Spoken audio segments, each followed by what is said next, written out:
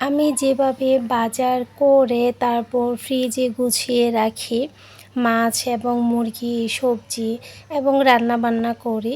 আসসালামু আলাইকুম, আমি টুপুর আপনাদের সাথে আছি কাছে দূরে যে যেখান থেকে আমার আজকে ব্লগ ভিডিও দেখতে পাচ্ছেন।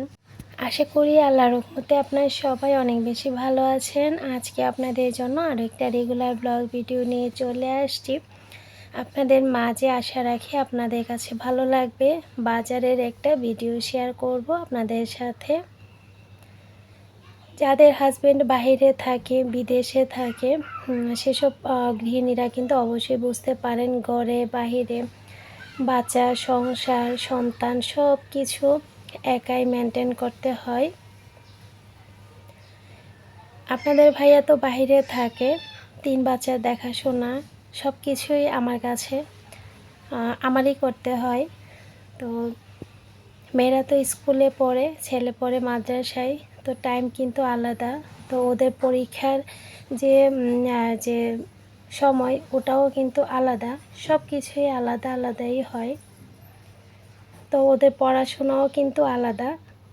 ছেলের জন্য কিন্তু খুব সকালবেলা উঠতে হয়। তো খুব সকালবেলায় ওর প্রাইভেট মাদ্রাসার ক্লাস শুরু হয়। তো স্কুলের নিয়ম আর মাদ্রাসার নিয়ম কিন্তু আলাদা। তো ওইভাবেই চলতে থাকতেছি। সকালের নাস্তায় এই যে লাল চা, তারপর কিছু ফল, ডিম সিদ্ধ এগুলাই ছিল।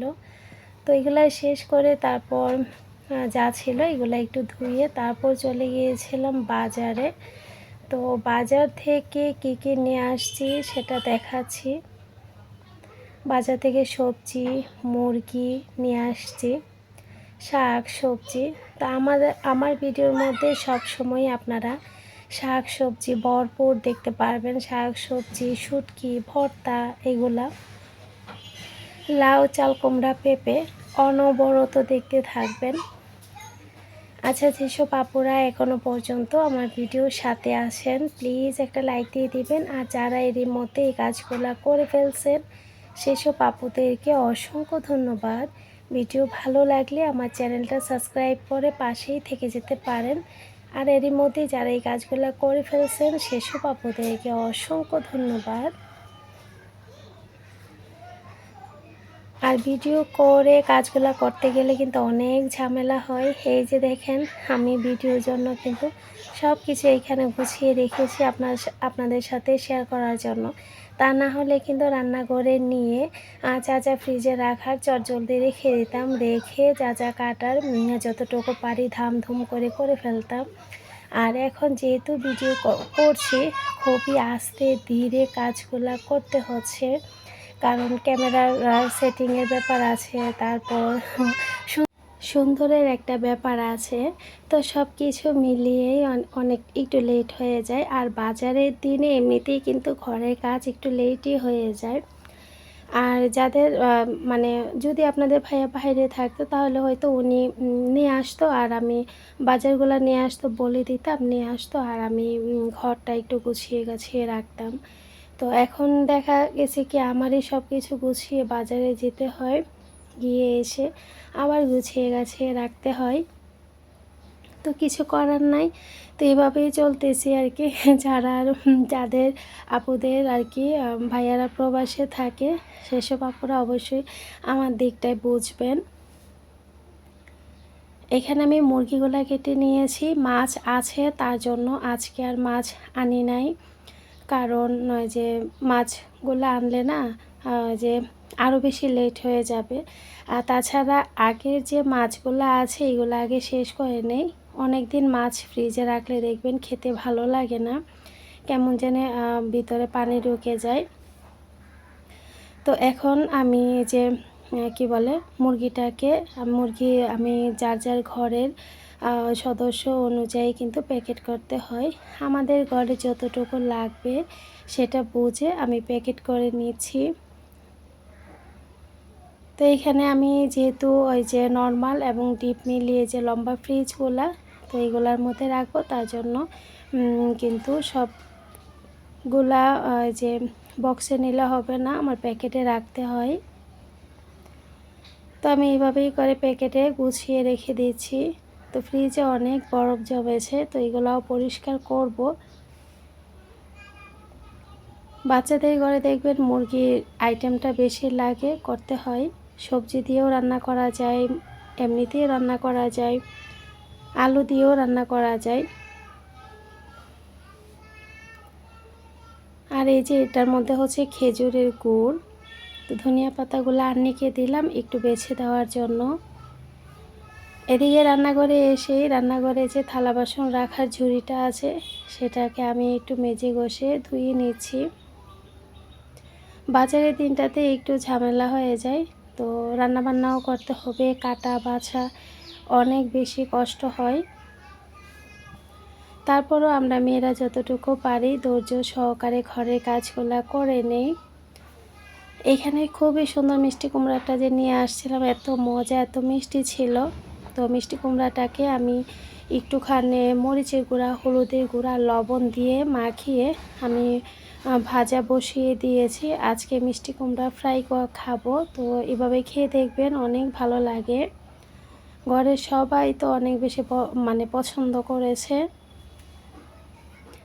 আর মিষ্টি কুমড়াটা খুবই মিষ্টি ছিল। এখানে আমি তেল, পেঁয়াজ, টমেটো একটুখানি ভেজে নিচ্ছি।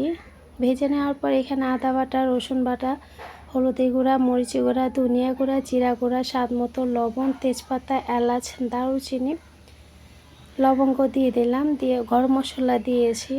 দেওয়ার পর আমি এখানে ধুয়ে রাখা মুরগির মাংসগুলো দিয়ে দিলাম। দিয়ে দেওয়ার পর এইখানে মশলার সাথে নেড়েচেড়ে মিশিয়ে নিচ্ছি। তারপর কিছুটা মুগ ডাল দিয়ে দিলাম। দিয়ে দেওয়ার পর আমি এখানে তেলের মধ্যে কিছু পেঁয়াজ দিয়েছি, আর ওই যে মিষ্টি কুমড়া মাখিয়ে নিয়েছিলাম সেই মশলার পানিটা দিয়ে দিলাম, আর একটু ধনিয়া পাতা আর কাঁচামরিচ ভেজে নিচ্ছি। নিয়ে তারপর মিষ্টি কুমড়ার উপরে দিয়ে দিব। আর এদিকে আমি ভর্তা শাকটা রান্না করে নিয়েছি। আজকে সব মজার মজার খাবার। ভর্তা শাক আমার খুবই পছন্দ।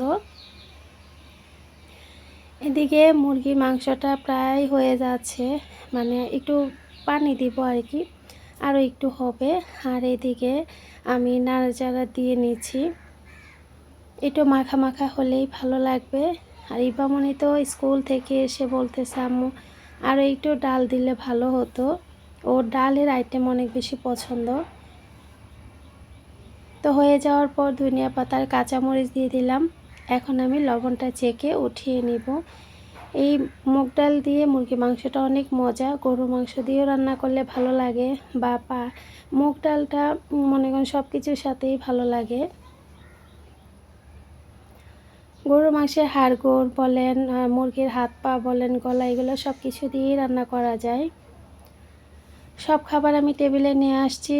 কলার ভর্তা, মিষ্টি কুমড়া ফ্রাই, আর এখানে হচ্ছে কি বলে এটাকে, মুরগির মাংস মুগ ডাল দিয়ে রান্না করেছি। একটু সাজুগুজু করে নিয়ে আসছি ওনাকে।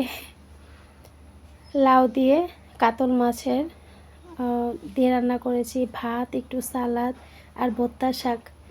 এখনই এই ভর্তা শাক দেখে আমার খাইতে ইচ্ছা করতেছে। ভর্তা শাক আমার অনেক পছন্দ, ভালো লাগে। এই ছিল আমাদের আজকে দুপুরে খাবার দাবার। আমার নামাজ শেষ হলে তারপর খেতে বসবে ইভান নিয়ে, এসানকে নিয়ে। আন্নিমনি বসে গেছে, এদিকে ইভা আছে, আন্নি বসছে, আম্মাই পাশে বসবে। এদিকে ধনিয়া পাতাগুলো যে বাছা হয়েছে ওগুলো আমি বক্সে রেখে দিচ্ছি। তারপর এখানে আমি দুধ জাল বসিয়ে দিচ্ছি।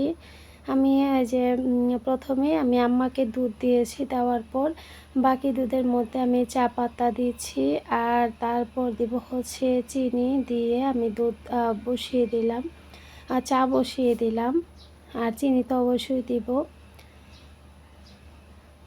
দিয়ে এদিকে চাটা জাল হতে থাক, ওদিকে আমি পরোটা বানিয়ে নিব। ওই যে দুপুরে আমি ভর্তা করেছি ওটা দিয়ে আমি কলার পরোটা বানিয়ে নিচ্ছি। তো এখানে আমি একটু একটু তেল দিয়ে আমি ভেজে নিচ্ছি। তো ওই যে কলার পরোটার সাথে কিছুটা আটা মেখে আমি রুটির মতো বেলে নিয়েছি, খুবই মজা হয়েছে। আজকে সন্ধ্যা নাস্তা এটাই ছিল, আর ছিল এই তো দুধ চা। যারা এই পর্যন্ত আমার সাথে এসেছেন সবাইকে অসংখ্য ধন্যবাদ। সবাই অনেক বেশি ভালো থাকবেন, সুস্থ থাকবেন, আমাদের জন্য দোয়া রাখবেন। আপনাদের জন্য মন থেকে অনেক দোয়া এবং ভালোবাসা। আল্লাহ আপনাদের সবাইকে ভালো রাখুক। সামনের ব্লগে আবারও দেখা হয়ে যাবে খুবই মজার একটা খাবার। এভাবে চাইলে কিন্তু ট্রাই করে দেখতে পারেন। যারা চা পছন্দ করেন তাদের কাছে ভালোই লাগবে। তো দুধ চা এবং কলার পরোটা দেখে এখনও ইচ্ছে করতেছে যে বানিয়ে খাই। খুবই মজার ছিল। সবাই ভালো থাকবেন, সুস্থ থাকবেন। আজকের মতো এখানে বিদায় নিচ্ছি। আল্লাহ হাফেজ।